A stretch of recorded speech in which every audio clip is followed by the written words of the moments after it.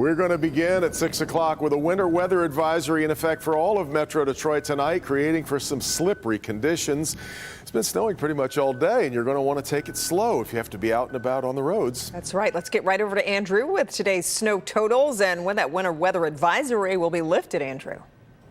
Well, Kimberly and Devin, the winter weather advisory exists for the next hour or so. Fortunately, the persistent snowfall, the consistent light to moderate snow, it continues to move away. That's some good news. Now, we still have some leftover scattered flurry activity that's occurring, but nothing as heavy as what we saw earlier. And to our west, you can see we still have cloudy skies, but we'll see partly to mostly cloudy skies overnight tonight. And look at the snow that's fallen so far. Most areas, 2 to 4 inches of snow, right on target. 3.5 inches in Lapeer, also in Rochester Hills. Over 2.5 inches in Howell. 3 inches right here in the city of Detroit. One of the outliers and one of the higher snow totals we're seeing so far, Shelby Township at 5 inches. Now we turn our attention to temperatures. It's been cold all day with temperatures that have been sub-freezing, of course, and they're still in the low 20s right now, 18 for our friends in Sandusky. And overnight tonight, they fall even further into the low teens and single digits overnight tonight. So do what you can to make sure you bundle up, make sure the pets are back indoors for tonight. Do what you can to go ahead and clean your walkway. Remember, it will take more time for salt and de-icing chemicals to be effective, but salt your driveway and your walkway after shoveling. Be careful in parking lots if you're still running some errands this evening. And as always, be neighborly and help out our seniors, especially getting to and from point A to point B, especially if they're walking. We'll talk more about tonight and the next 7 days coming up for the rest of the week. Now you can track temperatures, track the leftover snowflakes, and get your latest forecast with the Local Forecasters app. Go ahead and scan this QR code and download it now, and you can go to your favorite app store. The Local Forecasters app, it's free. Search WDIV. Okay, Andrew, thank you. Our Tim Pamplin has been out on the roads in Oakland County. Check with him and see. Well, in fact, Tim, where are you right now? What are the conditions like? I'm in Royal Oak, Devon. This is 13-mile Rochester area, Parkdale. The freeways are good. Basically, they're wet. They're going to become an issue later on tonight as all that melting snow and ice starts to refreeze with the temperatures getting very cold this evening. But in the neighborhoods, this is what it looks like out and about in the neighborhoods of suburban Detroit. Take your time, folks. It's treacherous in the neighborhoods. Back to you. You got it, Tim, and we look here now at the situation in Macomb County, looking pretty clear there. So in the middle of the afternoon, in fact, Corey and I were driving over to Ann Arbor earlier today, and it was a bit of a mess, but as time went on, they seemed to get the upper hand on it, and things seem pretty clear, I think, at this hour. Yeah, road crews are doing the best they can, that's for sure. Here's a look at some live pictures from Detroit. Actually, this is right off of 75 on the southbound lanes, well, it's off 75, not on 75, right off of 75. My apologies, but looks like clear. The roads are wet, so you just can't take anything for granted, though, that it's still slick out there. That's right, and clearing all the roads of all that snow is a big job. It's becoming an even tougher task, though, because of the ongoing worker shortages. Yeah, some road commissions have had to look outside the department to get things done. Grant Herms is following the progress on the roads. He joins us live from Detroit with more. Grant. Kimberly, Devin, that is a huge problem for them. But what they're looking forward to tonight is the ice becoming a problem as well for some of these drivers who have been out dealing with that snowfall since Saturday of this past weekend.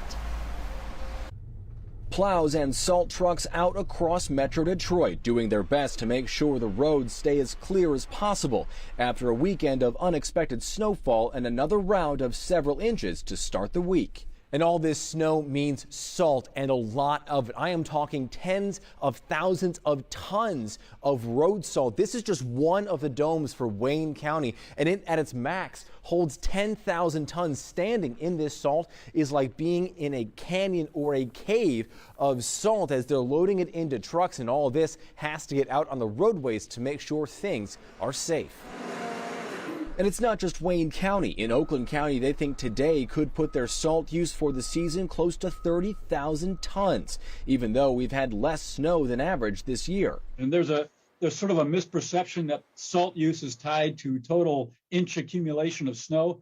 And that's not the case. We've had this year, particularly, a number of freezing rain incidents. Road commissions have also dealt with driver shortages, Wayne County even having to call in a few drivers from other departments. And we can actually reach out to other divisions, such as our construction division, bridge division, and parks division, in which we can pull some of our CDL drivers from that to help a lot. An all hands on deck winter storm across all of Metro Detroit. And road crews are also asking for help when you shovel your sidewalks or driveways tonight. They say don't shovel that snow into the street. It makes their jobs harder. It's dangerous, not to mention it's illegal here in Michigan.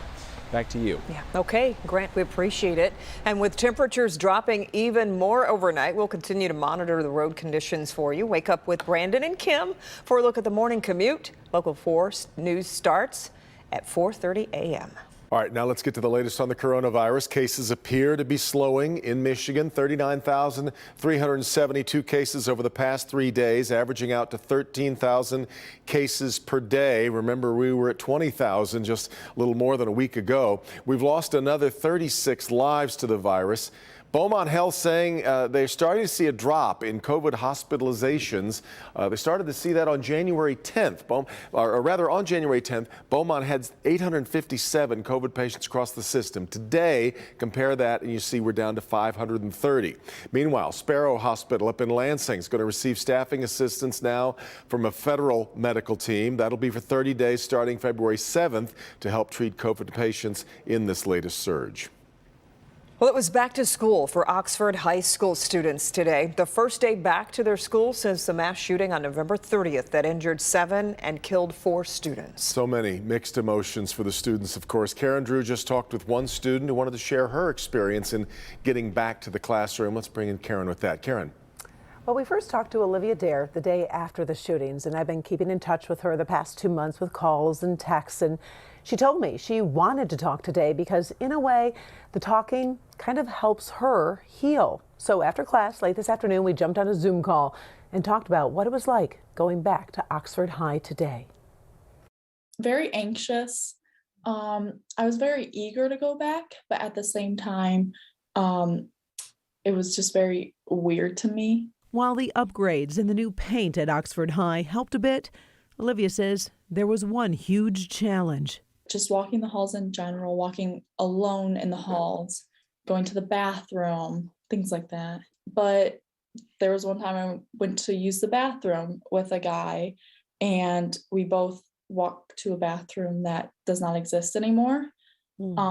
So that was very strange, weird, sad. Yeah. We talk a lot about the students, but this is obviously very hard for the teachers too. How do you think they did today?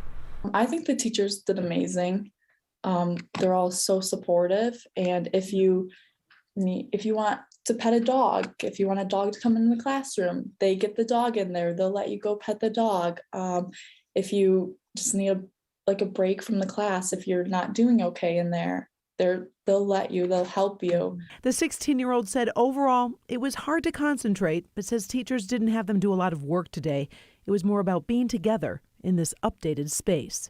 Almost everyone in the whole entire school is willing to talk when someone needs it.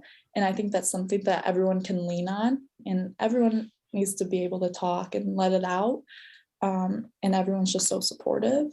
So it's amazing. The support is amazing, but it's still so hard for these kids.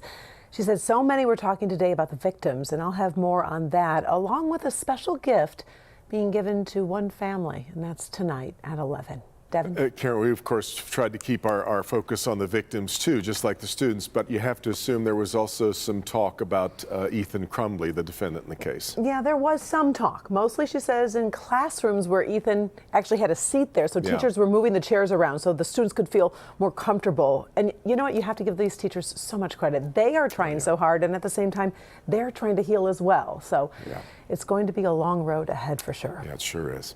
All right, Karen. 2 Howell High School students were killed in a crash over the weekend. Deputies say they were in a pickup truck that failed to stop at a stop sign on Hacker Road and McClements Road in Genoa Township Saturday night. They hit another car, left the road, and flipped. The driver and a passenger were thrown from the car. They were a sophomore and junior at Howell High School, and both died on the scene. The school has therapy dogs and counselors on hand to help students this week. Now the new developments in a horrific crime against a woman who's 6 months pregnant with twins. Police say this man doused her with lighter fluid and then set her on fire. Today, Devon Marsh went before a judge on charges that include assault with intent to murder. Local 4 defender Sean Lay is following the case for Sean. This is a tougher charge than he originally faced. And those original charges resulted in a $5,000 bond, cash bond, Kimberly, that the Wayne County prosecutor Kim Worthy called woefully inadequate. So that first case was scrapped. The case you're alluding to, brand new, came today. As the court may or may not be aware, the charges in this case are incredibly serious, and the allegations are just heinous and shocking. 41-year-old Devon Marsh in court again and charged again with an unthinkable attack on his girlfriend, who is pregnant with twins. It is alleged in this case that the defendant poured lighter fluid on his pregnant girlfriend and lit her on fire, causing severe injuries. It happened January 14th at a home on Packard Street in Detroit. Last week, Marsh was arraigned on assault charges, not attempted murder charges. The victim in critical condition with burns all over her body. But Marsh was given a bond amounting to $5,000, meaning he could bond out. That victim's life could have immediately been again put in danger. Instead, Macomb County immediately picked him up for a probation violation. The defendant was on bond or probation in Macomb County for a total of 4 convictions for assault or for distribution or possession with intent to distribute narcotics, and he was absconder at that point in time. Now, prosecutors dropped their original case and hit Marsh with all new charges, including assault with intent to murder, and an all-new bond was given to Marsh. Court will set bond at $750,000 cash or surety. Back here live. If you just Google this case, that original $5,000 bond has made worldwide news. Much higher bond, you just heard the magistrate say, at 36th District Court. Let's talk about the victim in this case. She's only 26. Again, expecting twins, still at Detroit Receiving Hospital, still in critical condition with burns over 36% of her body. Back to you. Okay, Sean, thanks.